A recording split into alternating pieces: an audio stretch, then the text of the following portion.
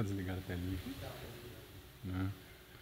Senhor presidente, demais parlamentares, público, amigo presentes, internautas a todos, uma boa noite.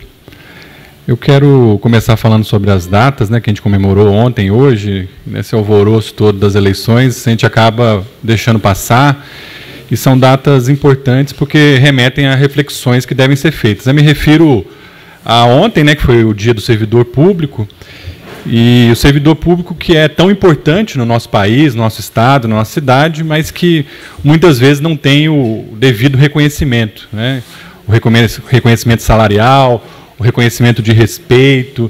Afinal, não existe política pública sem servidor público, né? Os recursos humanos é que vão fazer com que a criança seja atendida na creche, que tenha o funcionamento nas unidades de saúde e assim por diante.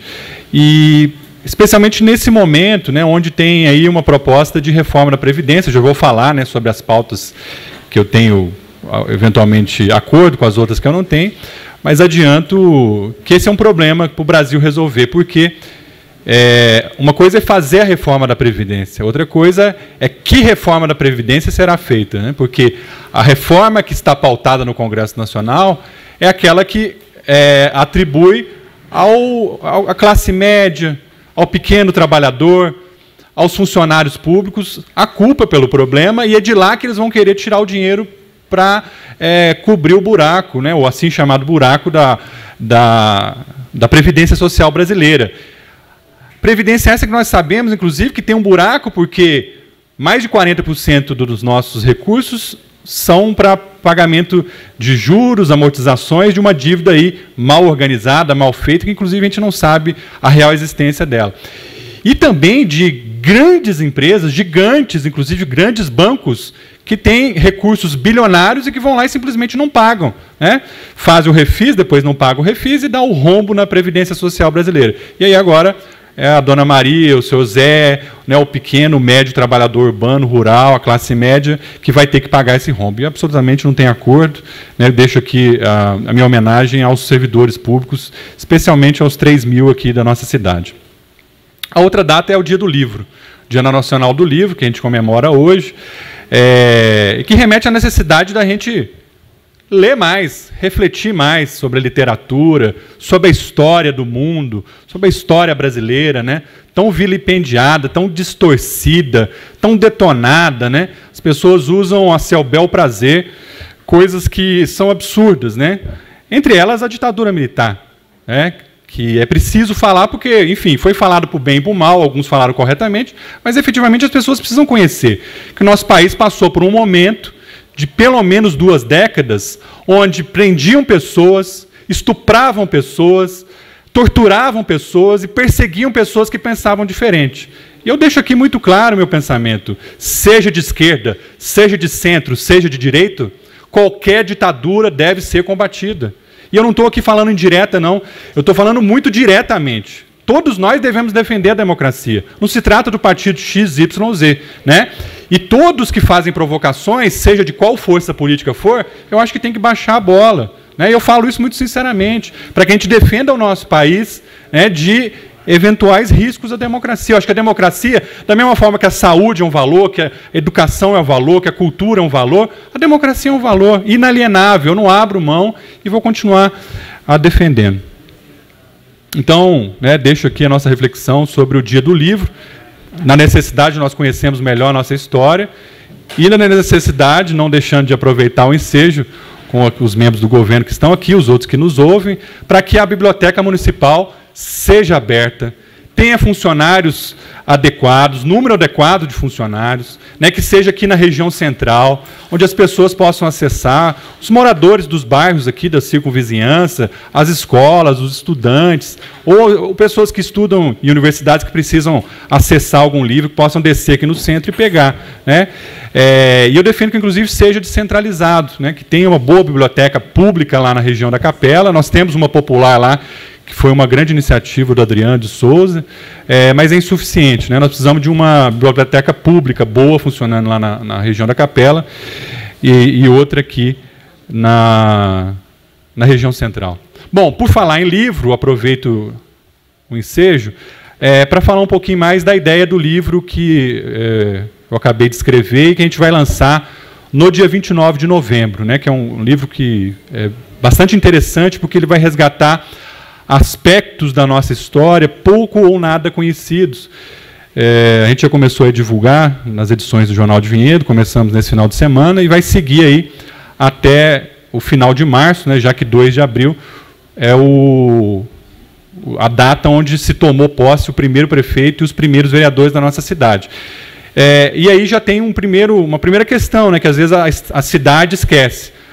A independência, né, por assim dizer, de Vinhedo, que foi o processo de emancipação, ela começa em 24 de outubro. Né, em 24 de outubro de 1948, que Vinhedo ficou independente em relação a Jundiaí. Então, o processo de emancipação é de 24 de outubro até 2 de abril do ano seguinte. Eu acho que, inclusive, isso está na programação do governo para ser dito, para ser falado. E aí eu quero só falar um pouquinho, que eu comecei a falar em outra sessão, mas não deu para clarear muito a ideia. Acho que aqueles que estão acompanhando o jornal viram, mas acho que a cidade vai gostar. Ficou modéstia à parte, um trabalho interessante, muita gente colaborou, muitos pesquisadores aqui da região toda, historiadores, gente de primeira linha. Então, tem muitas descobertas interessantes e tem aí uma reconstrução importante para a nossa história. Na semana passada, eu protocolei aqui na Câmara um projeto de lei para melhor regulamentar as nossas audiências públicas e o funcionamento dos conselhos municipais em relação à publicidade daquilo que é decidido. Me refiro às datas, né, de audiências que precisam ser divulgadas com mais antecedência, o modo como os conselhos municipais decidem, depois dão divulgação, às vezes daí 4 meses vão decidir e divulgar alguma coisa. Então, são propostas muito objetivas, práticas, para a melhoria dessa publicidade e melhor organização das audiências públicas e dos conselhos municipais. Né? Vai tramitar nas comissões, deve receber contribuições dos demais vereadores, e acho que é importante, né, para o debate, mas é para o pessoal que acompanha o expediente, esses projetos que a gente ingressa, para que eu esclareça. E também, em relação aos projetos, na data de hoje, eu publiquei há pouco na internet o projeto de lei que autorizava até 20 anos uma nova concessão do transporte coletivo, estava na pauta de hoje, foi retirada em virtude da nossa solicitação, né, do ingresso de novas emendas. Depois eu vou falar com calma, a gente vai fazer até uma matériazinha sobre isso, para o pessoal entender, mas a gente está colocando propostas concretas de melhoria. Né? Eu tenho um orgulho aqui, eu posso terminar meu mandato semana que vem, ou no final de 2019, não importa. Jamais eu votei aqui contra um projeto para sabotar o governo. Jamais. Pode olhar em todas as atas da história do Vinhedo, das legislaturas. Então, eu posso criticar e posso votar contra porque eu discordo e realmente tinha um problema ali. Né? Agora, o projeto é claro, está lá, é uma creche, tá, o Rodrigo votou contra porque queria sabotar o governo. Jamais. Né? E vou sair daqui com esse orgulho. E isso também em relação a esse projeto do transporte coletivo. Não sou contra, nem quero causar problemas. Né? Eu quero que o projeto tramite, mas de uma forma que dê segurança para a cidade, que a gente não fique mais 20 anos correndo atrás do próprio rabo, para usar uma expressão bem popular mesmo, né? Que foi o que a gente fez aqui na Câmara, os membros de controle da cidade, porque a gente não tinha condição de fiscalizar, porque era mal amarrado. Então, a gente quer deixar bem amarradinho. Não deixar 20 anos, no máximo 10, até falando com a vereadora Ana, ela deu uma sugestão importante, que acho que era de 5 com mais 5, desde que tenha uma autorização legislativa, uma nova autorização.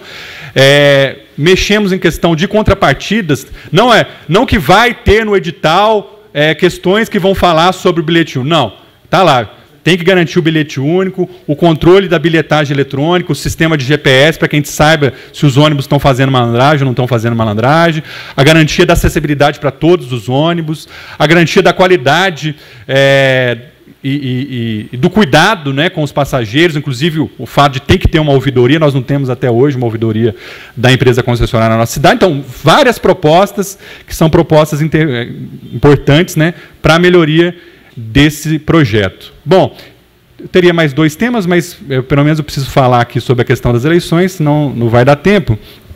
Eu acho que a democracia, até meio que emendando aqui as palavras do vereador Sandro Rebeca, ela realmente é um processo cíclico, né? Às vezes o pêndulo vai mais para um lado, às vezes vai mais para o outro, é assim nas democracias em todo o mundo. Eu acho que nós temos que verificar que o Brasil deu vários recados, não foi um recado, né? Tem um recado que aquelas pessoas gostam de acentuar, porque às vezes são as posições delas, né, dos partidos delas, as posições pessoais dela. Mas, assim, eu respeito os candidatos eleitos, o candidato à presidência eleito Bolsonaro e o candidato eleito Dória para o governo do Estado de São Paulo, e vou torcer pelo país e vou torcer pelo Estado de São Paulo. Agora, não significa que torcer pelo país, torcer pelo Estado de São Paulo e batalhar por isso, de que eu tenho que virar um cordeiro amestrado e não poder tecer críticas. Porque o que a gente está vendo desenvolver nesse país é um pouco disso por parte de algumas pessoas, né? E aí, quando eu falei do Dia do Livro, que é importante ler, vamos ler o que é quando a sociedade se funde com o governo e vira uma coisa só. Né? Sociedade civil é uma coisa, o governo é outra. Né? Porque eu estou vendo uma coisa assim, você tem que ser, né? Ou você é ultrapetista, petralha, não sei o quê, ou você é bolsonarista, não sei o que lá. Né? Eu não sou nenhum dos dois, e não vou ser nenhum dos dois, e não sou obrigado a ser nenhum dos dois. Né? E espero que as pessoas respeitem isso, e vou continuar tecendo as minhas críticas, vou continuar colocando as minhas preocupações, e não é só da questão federal, não, é local. Porque alguns são pitbulls nacionais e cordeirinhos locais. Não são lessezinhas locais. E aí, gente, não dá, né? A população deu vários recados por aí, né? Veja como as urnas não são linhas retas.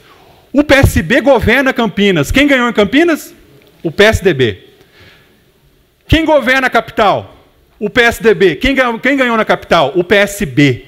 Então vejam o recado das urnas. Quantos foram os votos brancos, nulos e abstenções? Isso é à toa? Isso é à toa? Eu vejo que não. Eu ouvi de centenas de pessoas nos últimos dias, porque eu dialogo com as pessoas, estou nas ruas, estou falando para lá e para cá, estou, né, dia e noite aí, falando com as pessoas.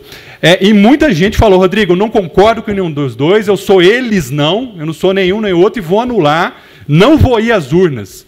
E é legítimo isso numa democracia. Agora, eu estou vendo o movimento das pessoas, você tem que ser tal coisa e tem que concordar 100% de tal coisa. Não você. Né? E mais interessante que muitos dos voz grossa, na internet principalmente, são justamente aqueles que aqui no sistema local não só são cordeirinhos, como se a gente estender aí uma análise de 20, 25 anos, é gente que compôs governos, que apoiou governos, que apoiou corrupção, que teve cargos, que tinha esqueminha de empresinha, né, para ganhar um dinheirinho, né, que tem cargo ou na prefeitura ou na Câmara durante anos, né, que fala contra o Estado, mas quer um dinheirinho para a sua igreja, para a sua associação, para a sua não sei o quê, né? Ou seja, gente que quer muito Estado, mas para ele, né? Ou para a corporação dele. Para os mais pobres, menos Estado. Então, fora Bolsa Família, fora direitos sociais, fora o SUS, mas, né? Vem a nós muito, vosso reino nada. Vosso reino é Estado mínimo.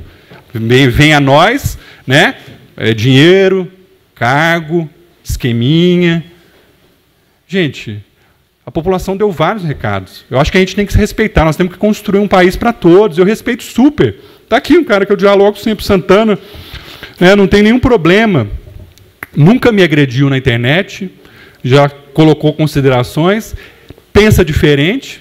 Estou falando especificamente no caso dele, não são de todos. Mas há quem existem indivíduos que não têm o menor respeito, não tem a menor responsabilidade pelas pessoas, esculhambam, sabe? E muitas vezes é gente muito hipócrita, né, que fala da família, dos bons costumes, etc. E, bom, eu acho que é melhor parar por aqui, porque senão eu me empolgo, né, e aí realmente não fica legal. Mas, assim, eu queria dizer que respeito a democracia, vou torcer pelo Estado de São Paulo, pelo Brasil, mas tecendo as críticas que são necessárias, né? E que o Brasil não é feito de preto e branco, nem de Bolsonaro e PT. O país é muito mais amplo do que isso. Espero que essa diversidade, essa pluralidade continue existindo, que a gente defenda a nossa democracia, que defenda o direito das pessoas participarem. E, sim, existem falas de políticos e ajudam mais ou menos, né, a espalhar coisas para fazer as pessoas se pegarem. Eu vou construir relações que sejam relações fraternas, né? É o que eu tenho aprendido, inclusive com erros que eu, claro que eu já cometi, né? De exageros que eu acho que tem que ser evitados. Então esse é o meu recado sobre as eleições e peço a reflexão e que as pessoas fiquem de olho, né? Nos velhos e nas velhas políticas de Vinhedo, as velhas raposas que querem aproveitar e surfar na onda. Obrigado a todos e boa noite.